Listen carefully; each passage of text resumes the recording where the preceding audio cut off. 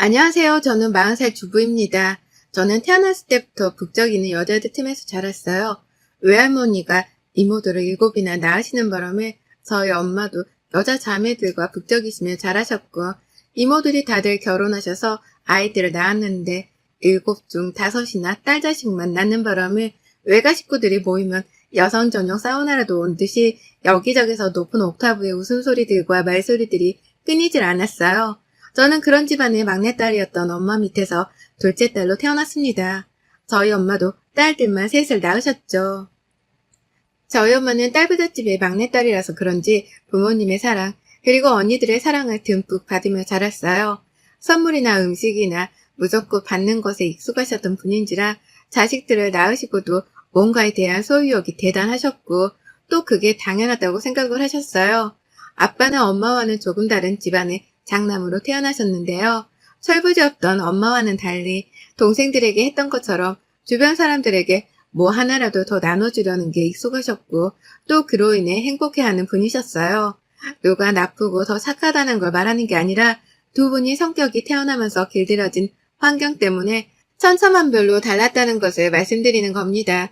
아무튼 저는 그런 부모님 사이에 태어나 각 부모님들을 똑 닮아 서로 달라도 너무 다른 두 자매들 사이에 낑긴 둘째였는데요. 3살 더 어린 언니는 제게 늘 어른 같고 무서운 존재였지만 아빠를 닮아서 동생이라고 늘 밖에서 챙겨주고 자기 것을 나눠주며 보살펴주는 츤데레 같은 사람이었어요. 반면 1살 더 어린 여동생은 뭐라도 하나 더 챙기기 위해서 자지러지며 우는 건 일도 아니었고, 엄마 판박이라는 소리를 이모들과 외할머니로부터 자주 들을 만큼 욕심이 대단했죠. 이렇게 자매들이 한 명씩 부모를 닮았는데 저는 어디서 주워온 자식인지 아무도 닮지 않고, 아니 오히려 반반씩 섞어 나서는 가지고 싶어도 누굴 나눠줘야 하나 싶어 혼자 내적 고민을 하다 내 거라 우기고 싶은데도 딴 사람 배려를 또 해줘야 한다며 혼자 웃었다가 화났다가 하면서 누가 보면 이중인격이라고 생각할 만큼 가지고 있는 특징이 애매했어요. 천만 다행인 것은 그대로 사회생활을 시작했다면 꼼짝없이 어디서 사람들의 미움을 받았을 텐데, 다행히도 자매들 덕분에 집안에서 사회생활을 좀 일찍 배우게 되었죠. 막내가 교복 입고 머리가 크며 언니한테 대들어대는 바람에 정말 한동안 자매들 사이에서 싸우지 않는 날이 없었습니다. 매일같이 싸우대는 언니와 막내를 말리느라 중간에서 등골이 터지는 기분이었어요. 지금이야 다들 결혼하고 아이 낳으며 철이 들어 친하게 지내고 있지만 어릴 적만 해도 저는 자매들 싸우는 꼴이 보기 싫어서 집에 들어가기가 너무 싫을 정도였어요. 공부도 지지리 못했는데 집에서 독립을 일찍 하려고 죽어라 공부해서 서울 안에 한 대학이 들어갔고, 자매들 중에서는 시집도 제일 먼저 갔죠. 대학 때부터 시시였던 남편은 집이 서울이었던지라 제가 학생 때부터 자주 시댁에 들락날락 거렸습니다.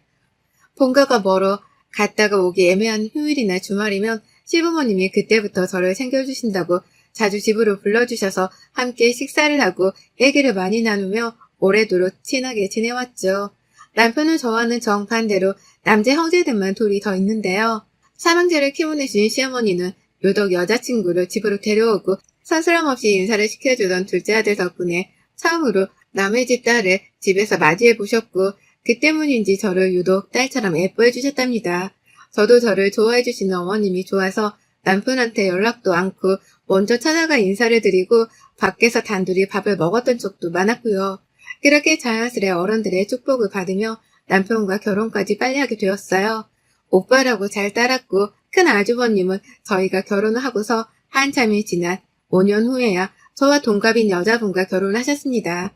저와 나이는 같았지만 족보로 따지면 형님이시기 때문에 저는 당연히 첫 만남부터 존댓말을 썼고, 형님도 먼저 이 일을 갖춰주는 제가 믿지 않으셨는지 서로 맞존대를 하며 동서라고 불러주셨어요. 시부모님도 아주버님도 너무 좋은 분들이신데 형님마저도 좋은 사람을 맞이하게 되었다며 저는 대신 우리 시댁이 참 좋았습니다. 어릴 적에 그렇게 싸웠던 것을 보상받기라도 하듯이 새 가족들과의 사이는 너무나 만족스러웠어요. 하지만 그렇게 평화롭기만 해 보이던 저희 시댁에 돌덩이 하나가 생기고 말았습니다.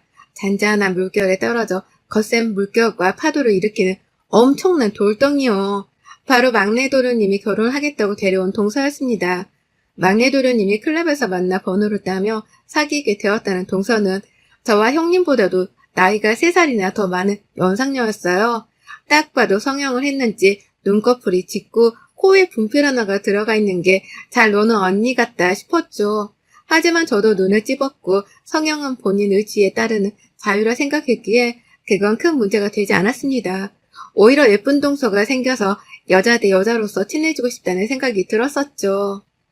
둘째로 태어나 싸움하는 집안에서 자란 저의 본능적인 자세였다고나 할까요? 하지만 저와는 달리 큰 형님은 다른 생각이셨나 봅니다. 처음 동서가 결혼 전 집안에 인사를 드리러 왔을 때부터 본인보다 나이가 많다는 이유로 약간의 경계를 하시는 듯 했어요. 거기다가 키도 훨 크고 예쁘기까지 하니 형님은 약간의 기싸움을 먼저 시전하라는 듯 보이기도 했고요. 그러다가 결정적으로 시어머니께서 족보 정리를 해야겠다며 결혼하면 어찌되었든 형님은 형님이니까 나이가 어리더라도 존댓말을 써야 한다고 동서에게 당부를 했고 동서는 알겠다고 대답을 했는데요. 정작 결혼을 하고 나서 처음 시댁에 온 식구가 모였을 때 그만 동서가 형님께 말을 놓아버린 것입니다. 제가 보기에는 의도적으로 놓았다기보다는 신나게 신혼여행 얘기를 하다가 맞장구를 치며 그러니까 라고 몇 번 말한 것이 전부였는데 그게 형님께는 너무나 거슬리는 말투였던 것이죠. 그로 인해 동서가 시집 온 첫날부터 잠잠하던 시댁에는 피바람이 불기 시작했습니다. 아주 진한 피바람이요. 동서가 시집 오고 지난 10년간 시댁에는 끊임없는 며느리들 간의 기싸움으로 날이 서 있었어요. 형님은 의도적으로 동서 길을 죽이겠다고 성형 얘기를 꼬집고 동서하며 제가 봐도 기분 나쁘게 말을 놓곤 했고 무엇보다 가장 큰 형님이신데도 어떨 땐 고의적으로 동서가 집안일에 더 책임을 지도록 시댁에 가장 늦게 도착을 하거나 가장 일찍 시댁을 나서면서 꼭 동서에게 시댁 잘 모시라는 말을 던지곤 했어요. 모든 가족들 앞에서 말입니다. 덕분에 시댁에 소홀하다는 이미지를 가진 꼴이 된 동서는 그런 형님께 함께 반감을 사며 복수열전을 펼쳤고요. 가벼운 대화조차 말을 놓지 않는 건 물론이고 형님이 바로 옆에서 무언가를 부탁해도 듣는 둥 마는 둥 하거나 말을 씹는 바람에 중간에서 그걸 제가 다 도맡아 해야 했어요. 쓸데없는 기싸움을 하며 서로가 기분 나쁠 행동과 말을 던져대며 서로가 해야 할 일을 서로에게 미루는 두 며느리를 바라보며 중간에서 저는 졸지에 더 일을 많이 하고 감정 소모를 하는 정도도 더 컸답니다. 누구 하나라도 빨리 정신을 차리고 사과를 하지 않는다면 제가 중간에서 폭발을 해버릴지도 모르는 단계에 서서히 이르고 있었어요. 천만다행인 것은 지난 10년과 가족들이 전부 다 모일 일이라고는 설이나 추석 때뿐이어서 서로 만나 심기를 건드렸다가도 한동안 안 보이니 금세 잊어버렸고 또 만나면 화가 났다가도 잊혀지게 반복했죠. 그러다가 이 두 며느리들의 기싸움이 드디어 몸싸움으로 번지게 되었습니다. 다름 아닌 바로 코로나 때문이었습니다. 남들은 코로나로 추석 때 시댁에 안 가도 된다며 안 가도 죄책감이 덜 느껴진다며 좋아라 하던데 저희는 아니었어요. 서로가 다 서울에 모여 살고 있기도 하고 엎어지면 코다할 거리에 사는지라 명절인데도 시댁 한번 찾지 않는 건 이상한 짓이었죠. 저야 워낙 시어머니랑 친하기도 해서 시댁에 가는 데에 큰 부담은 없지만 형님과 동서를 마주해야 한다는 생각에 웬만하면 집에서 쉬고 싶었는데 형님의 전화를 먼저 받게 되었습니다. 이번 추석에는 사회적 거리를 둬야 할지라도 며느리는 인사를 드려야 한다면서 동서한테 말을 전해서 이번에 꼭 시댁에 오게 하라고 말씀을 하더라고요. 형님이 시키니 저도 알겠다고 대답을 드리고는 동서한테 전화를 했습니다. 형님이 이번 명절에 시댁에 모이라고 하셨으니 그때 보자는 말을 남겼죠. 동서도 알겠다고 흔쾌히 대답을 했고요. 모든 일이 순조롭게 흘러가고 있었습니다. 이번 명절에도 기싸움이야 있겠지만 그간 참아왔던 것처럼 무사히 넘어가길 바라는 마음으로 추석 당일 시댁으로 향했어요. 그런데 모이기로 한 며느리들이 저 하나 빼고는 아무도 모이질 않았습니다. 다들 오는 줄 알고 대사상이며 가족들 먹일 음식들까지 어머님이 혼자서 다 준비해 두셨는데 정작 모이자고 한 형님은커녕 온다고 했던 동서까지 하루가 다 지나도록 꽃배기도 보이질 않더라고요. 정말 어이가 없었습니다. 안 올 거면 처음부터 모이지 말자고 했어야 시어머니가 음식 준비도 안 하고 나름 쉬실 수 있었을 텐데 이건 뭐 예약한 식당에 노쇼를 하는 거랑 뭐가 다른가 싶더군요. 참다가 그날 저녁이 되어서야 형님께 먼저 전화를 드렸어요. 어디쯤 오셨냐고 물어보니 동서 왜 시댁이야? 라고 하더군요. 어이가 없어서 오라고 하시지 않았나요? 라고 되물으니 자신은 동서만 시댁에 가게 할 의도였다면서 말이 잘못 전달이 된 것 같다고 하더군요. 네, 이제 보니 저한테 전화를 했던 것은 동서한테 시댁에 오라는 말을 전달할 의도였고 정작 자신과 전 안 가도 된다는 뜻이었다는 겁니다. 화딱지가 열리려는 걸 겨우 진정한 채 동서한테 전화를 했어요. 그러자 동서가 그러더군요. 제 말뜻을 눈치를 챘다고 형님이 시켜서 나 혼자 시댁에 가게 하려는 게 아니었냐면서 자신은 집에 있을 거라는 말과 함께 전화를 끊더군요. 이것들을 정말 한 대씩 후려쳐주고 싶었습니다. 서로 기싸움을 할 거면 지들끼리 전화를 해서 지들끼리 시댁에 갈지 말지를 결정하고 싸우고 토라지면 될 것을 왜 중간에 있는 저한테 말을 전달하라고 해서 중간에서 난처하게 만드는 건지 생각할수록 열이 받더라고요. 그런 와중에 동서는 저까지 형님과 한편이라며 제 말을 처음부터 왜곡해서 해석을 해버렸고요. 그간 두 여자 눈치를 보느라 참고 지켜보기만 했더니 아주 저를 호구 아니면 박주로 알고 있는 우리 집 며느리들의 환멸을 느끼기 시작하려던 그때 제 눈에는 시어머니가 혼자서 준비해두신 많은 양의 음식들이 들어왔습니다. 형님네 가족 그리고 동선의 가족들 것까지 속에 8인분이 더 되는 음식을 홀로 만드시며 기다리고 계셨을 어머님 생각에 분노가 치밀어 올랐어요. 다음날 아침이 되어 당장에 두 사람에게 전화를 걸었어요. 어머님께서 음식을 많이 만들어 놓으셨다고 조금이라도 가져가라고 전화를 돌렸어요. 물론 전화를 할 당시에 서로가 오지 않았다는 말을 전하며 마주칠 일이 없다는 듯 흘렸고요. 가져갈 음식이 있다는 말을 듣고는 서로가 없는 걸 확인하고 오겠다는 형님과 동서를 기다리니 얼마 지나지 않아 바로 옆 동네에 살고 계신 형님이 먼저 도착하셨어요. 막내 도련님은 끝까지 와이프 말만 듣고는 안 오려고 했다가 저희 남편이 한 소리를 하는 바람에 그제서야 잠깐 오겠다고 했고요. 두 사람은 그렇게 졸지에 다시 시댁에 모이게 되었습니다. 서로 얼굴을 안 보려다가 마주친 두 사람은 기분이 나쁜 표정을 먼저 지었고 그 와중에 나이가 많은 동서가 먼저 시비를 걸고 말았어요. 먼저 와있던 형님이 자신의 얼굴을 보자마자 재수가 없다는 뉘앙스를 풍기며 뭐라 궁시렁거렸는데 동서는 그게 욕이었다며 먼저 따지기 시작한 거죠. 너 뭐라 그랬냐며 순식간에 반말로 따지기 시작한 동서의 태도에 형님은 형님대로 이게 또 반말을 짓거린다며 시부모님 앞인데도 열이 받아 음식을 챙겨 담느라 들고 있던 플라스틱 나갯락을 동서 앞으로 던져버렸고 하필 그게 동서의 엄지발가락에 정통을 하는 바람에 동서는 아프다며 주저앉아 씩씩댔다 욕을 해버렸고 두 사람은 동시에 서로를 향해 달려들었어요. 불과 1초, 2초도 안 되는 사이에 두 사람이 서로의 머리끄댕이를 잡아당기며 세상 오만 욕을 다 짓거리며 서로에게 퍼붓기 시작했습니다.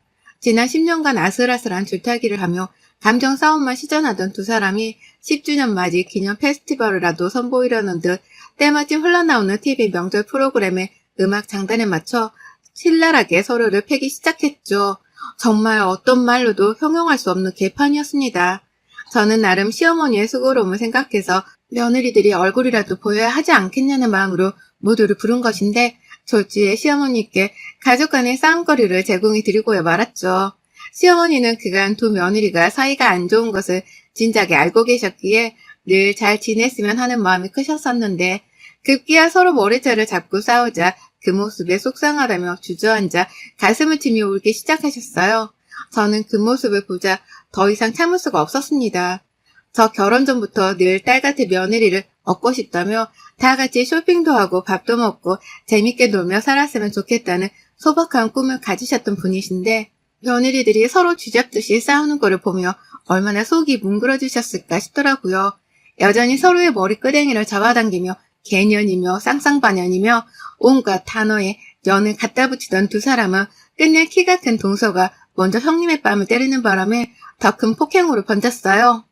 뺨을 맞은 형님은 키가 작아 자신이 이길 자신이 없다며 발길질을 막무가내로 해댔고 그 바람에 동서는 배 가운데를 제대로 맞아 복통을 호소했어요. 졸지에 옆에서 지켜보고 있던 도련님과 아주버님까지 자기 와이프 지키겠다고 나섰다가 싸움을 말리기는커녕 서로의 배우자를 향해 뭐 이런 X가 다 있냐며 손찌검을 하려 했고 그 바람에 저와 남편은 또다시 싸우는 두 사람 사이에서 말리는 중재자가 되어야 했습니다. 하지만 이번만큼은 말리는 척만 할 뿐 진짜로 말리지 않았어요. 오히려 모두가 힘이 딸려 폭행이며 폭언이며 그만둘 때까지 지켜만 봤습니다. 어디 누가 이기냐고 정말로 팔짱을 낀 채 지켜봤어요.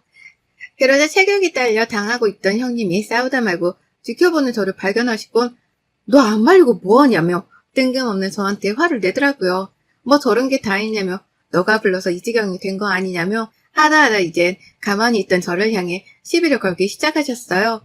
형님이 한번 제 탓을 하자 동서까지도 싸움을 그만하고 싶은지 저를 향해 큰 소리를 치며 분명 형님은 안 온다고 하질 않았냐며 왜 우릴 불러서 이 사단을 만들었냐며 호통을 치더라고요.